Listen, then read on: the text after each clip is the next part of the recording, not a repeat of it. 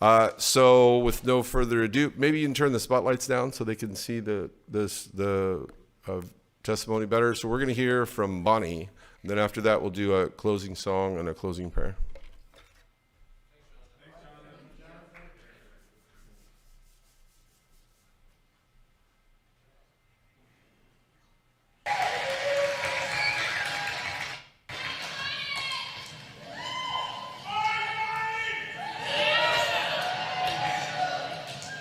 I'm a grateful believer in Jesus Christ, who's in recovery for the effects of childhood sexual abuse. I struggle with depression, anxiety, self-harm, and codependency. My name is Bonnie. Joshua 1:9. Have I not commanded you? Be strong and courageous. Do not be frightened, and do not be dismayed. For the Lord your God is with you wherever you go. I was born on January 8th, 1984, the day before my mom's 29th birthday, and 4 years, 364 days after she had her tubes tied. I really wanted to be here. I'm the youngest of three, and the product of my mom's second marriage. My brother is 7 years older than me, and my sister is 4 years, 364 days older than me.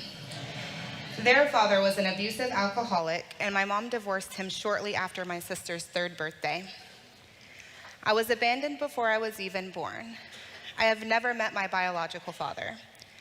When my mom was 8 months pregnant with me, she learned that my dad was a drug addict, so she gave him two choices: you leave or the drugs leave. He walked away and never looked back. Despite this, I had a relatively normal childhood. When I was 2, I was baptized in and started attending a mainline denominational church. I'm not entirely sure why, because my mom was raised in an evangelical church. My brother and sister's grandmother would pick my brother, sister, and I up every Sunday for church for the next 3 years. The God I learned about in that church was kind of scary. I knew I didn't want to get on his bad side. When I was 5, I started attending my mom's denomination, and when I was 8, I told the pastor that I wanted to be baptized. I was so happy the Sunday that he baptized me. It was one of the few times that my mom and stepdad came to church. I was about 2 years old when my mom met and moved in with my stepdad. They got married right after I turned 9. Growing up, we didn't have a lot of money, but we got by. I enjoyed barrel racing and playing softball. I also played in my church's handbell choir, and when I was old enough, I got involved in school athletics, 4-H, and band. From the outside looking in, I had a pretty good life, but I was keeping a secret from everyone, even my family. My stepfather was sexually abusing me. It happened almost weekly over a course of 8 years. He never once threatened me, but instead told me how much he loved me. I never told anyone because my mom was happy, but more than that, he had plans to adopt me, and I so desperately wanted a father. I was 13 when I decided that I had enough, and I could no longer live with this secret. We were at the place we called our homestead. My stepfather was a hunter and kept loaded guns in that house. I knew I needed to run, but I was terrified. Finally, I got up enough courage that I was able to get up and start running. I didn't look back, even though I could hear him chasing me. When I got to the road, I just stood there, crying hysterically. I hadn't gotten this far in my plan, and my house and my mom were on the other side of town. My theater teacher happened to live next door, so I ran to her house and banged on her door. When she opened it, I ran inside, told her why I ran, and she called my mom for me. I know that I'm lucky, because when I told my mom the truth, she put her hands on my shoulders and told me how proud she was of me. I didn't have the heart to tell her it happened more than once. We didn't go home that night or ever again. Living in such a small town, and my old house being right across the street from my school, all of my friends knew that I was no longer living at home. When they asked me why my parents split up, I simply told them that they had gotten into a huge fight, but I didn't know what it was about. At 13, I didn't really know what else to say. On May 27th, 1997, 2 months after I told her he had abused me, my stepfather murdered my mom. She died saving my life. My stepfather came to us, asking my mom to come back to him, and she told him no. My stepfather shot her in the parking lot of a grocery store. The last words my mom said to me were, "Run, Bonnie, run." I don't remember much from the days following her death. It all went by so fast. All I wanted to do was sleep, but no one would let me. I don't remember crying. I sat in the back of the church at her funeral, and I refused to go to her burial. My stepfather turned himself in several hours after my mom died and was eventually tried and convicted for murder and attempted murder. He was then sentenced for 2 consecutive life sentences. 2 days after my mom's funeral, I moved away from the little town I had lived my entire life. I moved in with my aunt and uncle, whom I barely knew. They had 2 kids of their own, and I went from being the very spoiled baby of the family to the middle child and the only girl. My aunt is a very devout Christian and made sure I attended church every week. I thank her for this now, but back then I really resented it. I knew God existed, but I didn't think he cared about or loved me. And if I'm being honest, I hated him. The people at my aunt's church all knew what just happened to my family and would constantly tell me how sorry they were for me. I didn't want anyone feeling sorry for me. On July 27th, 1997, exactly 2 months after my mom died, my aunt sent me to a Christian camp, Camp Lone Star in LaGrange, Texas. I told myself that I was not going to have fun, and I did a pretty good job of doing just that. I only spoke when I was spoken to, and I never let on how much I was hurting. No one but the camp director knew what I had just gone through. One evening, the girls in my cabin were sitting out by the lake, just chatting about life. Our counselor told us to grab a rock as big as one of our problems, find a place to sit and pray about it, and then when we were ready, give the problem to God and throw the rock in the lake. I tried really hard to hold it in, but I started shaking, and then I broke down crying. This was about 8 years worth of crying. All the pain I'd been keeping inside just spilled out.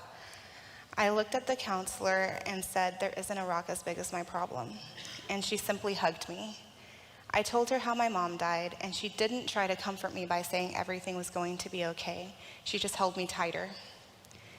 The day after I confided in my counselor and let her get close to me, she got hurt and had to go to the emergency room to get stitches. This is when I began to believe that I was cursed. It seemed like everyone I let in my life got hurt. First my mom, then my counselor. The list got longer as the years went on. I began to build up a wall around me and would not let anyone come in. It seemed that if I let people get close to me, they would pay a price. Everyone kept telling me how strong I was.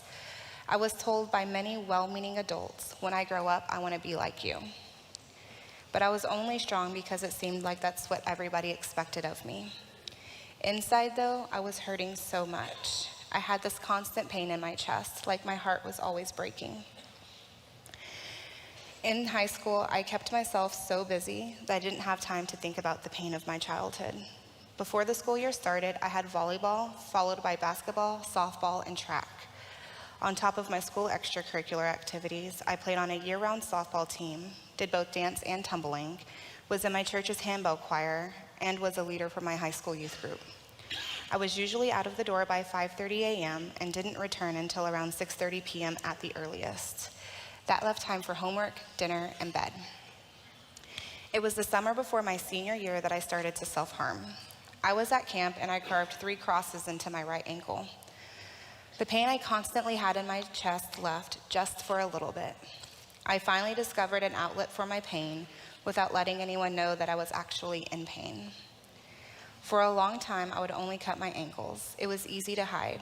No one noticed, and if they did, they pretended not to. I was accepted to and started attending Concordia University at Austin in 2002. I was going with the intent to become a director of Christian education with minors in youth and family ministry and outdoor ministry. The pain I started getting in my chest in high school was 10 times worse in college, because even though I had a full schedule, taking 18 hours of classes, 10 hours of work study, 10 hours of field work, and playing on Concordia's softball team, I found that in college, I still had a lot of free time. I wasn't in class all day long like I was in high school, and no matter how hard I tried, I could not keep my depression at bay. My chest hurt worse now, and cutting my ankles wasn't enough, so I started to cut the insides of my arms, but I was still able to hide it fairly easily. All of my friends were at least a year older than me, and I started going to parties with them. I didn't really drink, but sometimes I needed to forget everything and would allow myself to do just that. Though nothing happened, I stopped when I woke up in the bed of someone I didn't know. I stopped going to my classes because in my mind, all the other Director of Christian Education students had perfect lives. It just made me more depressed. I still turned in all of my assignments, but unless I was with my best friend, I was usually isolating in my room. The spring semester of my freshman year, my best friend's roommate invited me to a party. When we got there, she was making excuses as to why no one else was showing up. She, her boyfriend, and his roommate tried to get me drunk, and I found out I was there because they wanted me to be a part of a sexual act. I refused, but the guys were stronger than me, and I was raped by both of them with my friend not only watching, but participating. The next day, I went to the movies with my attackers, and life went on like nothing ever happened. My advisor found out about my self-harm the fall semester of my sophomore year and required me to go talk to the school psychiatrist. Over Christmas break, I got a letter telling me that I needed to take the next year off to get counseling. My life was beginning to unravel. I went back to Austin to pack up my stuff and then headed home. I took a job as a lifeguard at a camp I had gone to as a young child. I told one person about my self-harm and was back to just cutting my ankle. We had a really small staff and we were all very close. One night while watching a movie with the staff, I found myself once again being sexually abused. I was in a room full of people, and not one of them knew what was happening to me at that moment. So I did what I learned to do at the age of 5 and just detached myself. When he was done, I pretended like it didn't happen, walked to my room, and went to bed. A little later that summer, I told my boss when asked, because this guy had been inappropriate with some of the other female staff. And I remember him being so angry at me that I never told him what happened. He let me know this guy would have been fired. I looked my boss in the eye and told him this is not the first time it's happened to me. When I was little, I told I was being abused and my mom died. I was not going to be the cause of anyone else getting hurt. I still cannot comprehend why it kept happening to me. I feel like I had this invisible sign hanging around my neck that these guys could see. I've already been abused. You can use me however you want. When I went back to Concordia, things were probably worse than when I left. I had finally started getting along with my aunt, and she was diagnosed with breast cancer. I was terrified I was going to lose my other mom. I was so angry with God, I remember telling him, if she dies, we're done. I stopped functioning. I isolated myself in my bedroom and only left when absolutely necessary. I moved back home for another year and worked at my aunt's daycare. I enrolled for classes at the local community college, but I couldn't bring myself to show up. I was so severely depressed, it took everything to just pretend to be functioning. It never seemed okay with my aunt that I was depressed. I just needed to trust God and everything would be okay.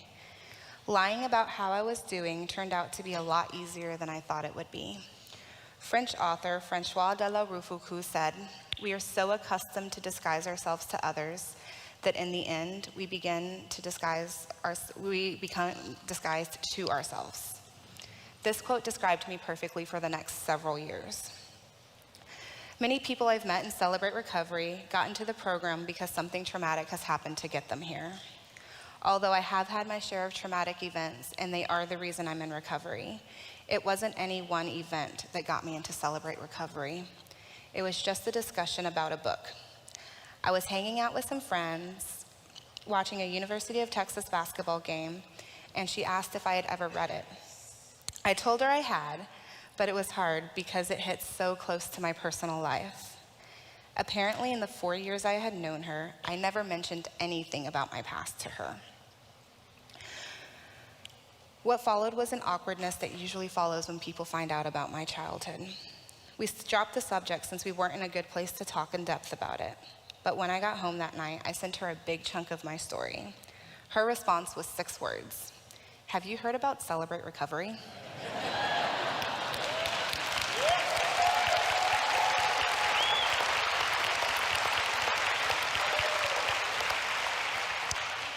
She met me before large group the first week I went and told me what to expect. She came with me to large group for a month until I was comfortable enough to come by myself. I usually sneaked in about 10 minutes after large group had started so I could come in unnoticed. My small group leader later told me that she knew I was sharing because she could see my mouth moving. but she had no idea what I was saying because she couldn't hear anything coming out. Not long after starting Celebrate Recovery, I was invited to go to the Leadership Summit with some of our leadership team. When we got to California, I started to isolate from the rest of our group. I put in my headphones, turned my music up, and kept to myself. Seeing these thousands of people who have been helped by this program actually really discouraged me. I remember thinking there wasn't hope for me like there was for the rest of the people at this conference. My pain was too big for Celebrate Recovery. I was ready to call it quits. Luckily, I had a friend who was there with me, who sat outside the hotel with me late one night and helped me talk my feelings out. She then so lovingly drilled in my head, "Don't give up, keep working the steps. I promise there is hope, you will heal." I wish I could say that it stuck the first time, but it didn't. She had to drill this into my head many, many times. And I'm so thankful that she did, because I did continue to do my steps, and I do have hope.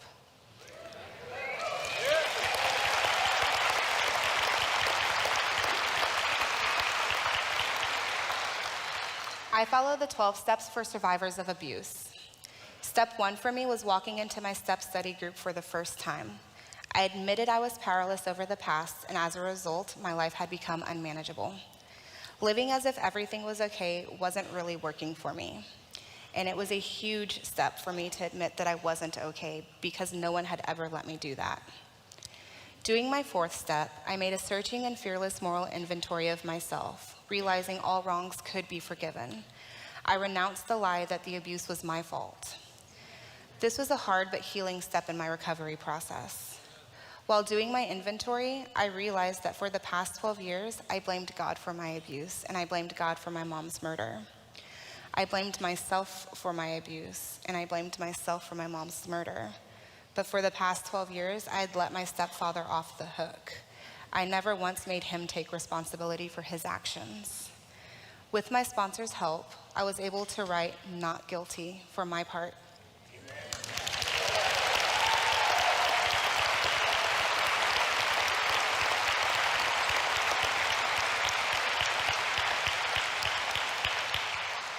I didn't know how much I resented God or myself until I did my inventory.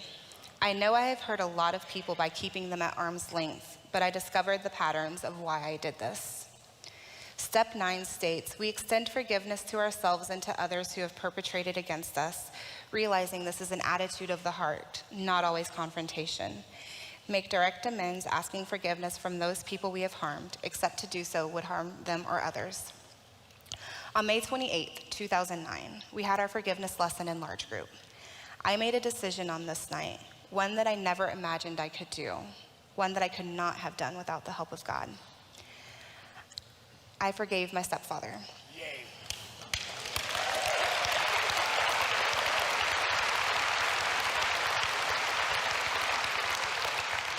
I wrote him a letter a few days later telling him that I had hated him for so long, but with the help of God, I had forgiven him. I sat on the letter a couple of months, but I finally sent it to him at the place where he was currently serving time. It was healing for me, and I pray it was the same for him. I'm glad I was able to take the step before he passed away in jail in July of 2011. Forgiving my stepfather was not a one-time deal. I'm having to constantly ask God to help me forgive him, but every time it gets easier. Working the forgiveness lesson in my step study, I was finally able to start forgiving myself and realized I needed to work on forgiving God. I'm working on forgiving my other attackers as well, and I'm letting God begin to take that pain from me. More recently, I've opened the door to forgiving my biological father for abandoning me. Though I do not have a relationship with him, and I'm still working on a deep hurt that I never knew was there, this step has opened up new relationships with family I didn't even know I had. I'm beginning to build relationships with 2 older sisters and an older brother that I didn't know existed.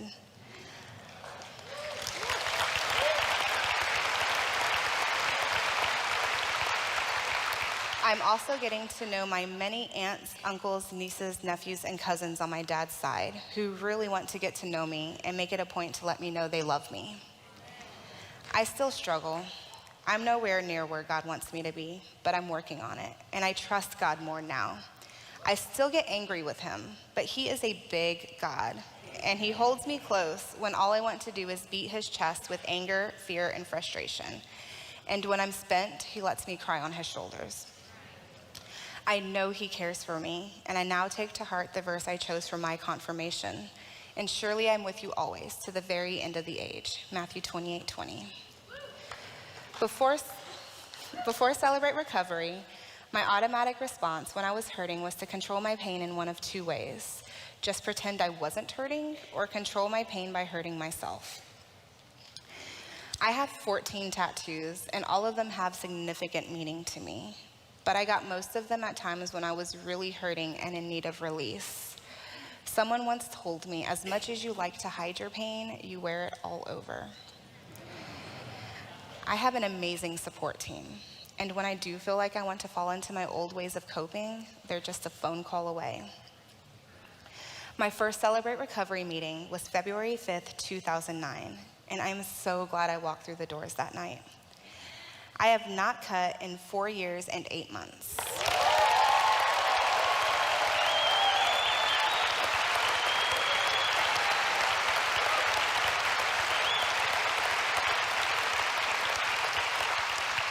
I still struggle with depression and wanting to self-harm, but I now have ways to keep Satan's lies at bay.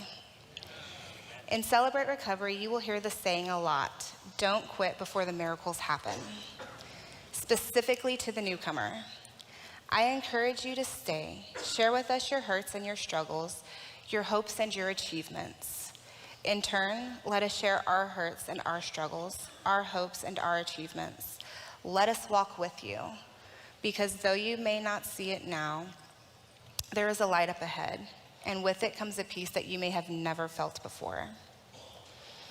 I'm not saying that you're no longer going to hurt and you're no longer going to struggle, but if you choose to share with us, you will have people who care about you, that will hold your hand and be there with you when you are. Find a way to give back. I currently work as a supervisor in a tech support branch of my company. I have to travel some, and it keeps me pretty busy. But Matthew 10:8 says, freely you've received, freely give. I honestly believe the more that you give back, the more you will get out of Celebrate Recovery. Work your 12th step.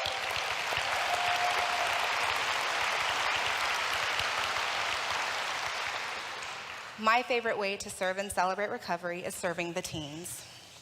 When The Landing came out, I looked at our ministry leader and I told him, we are going to do this, and I am going to lead it.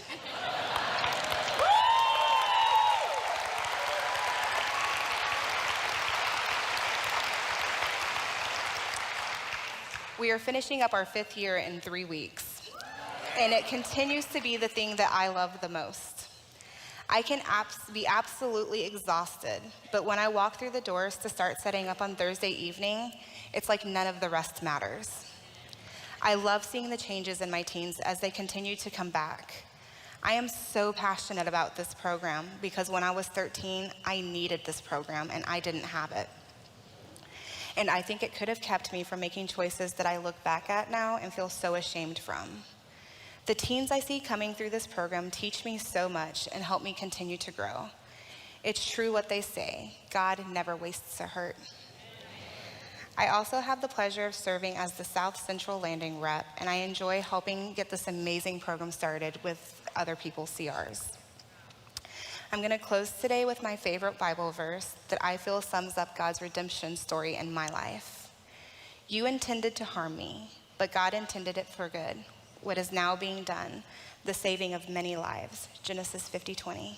Thanks for letting me share.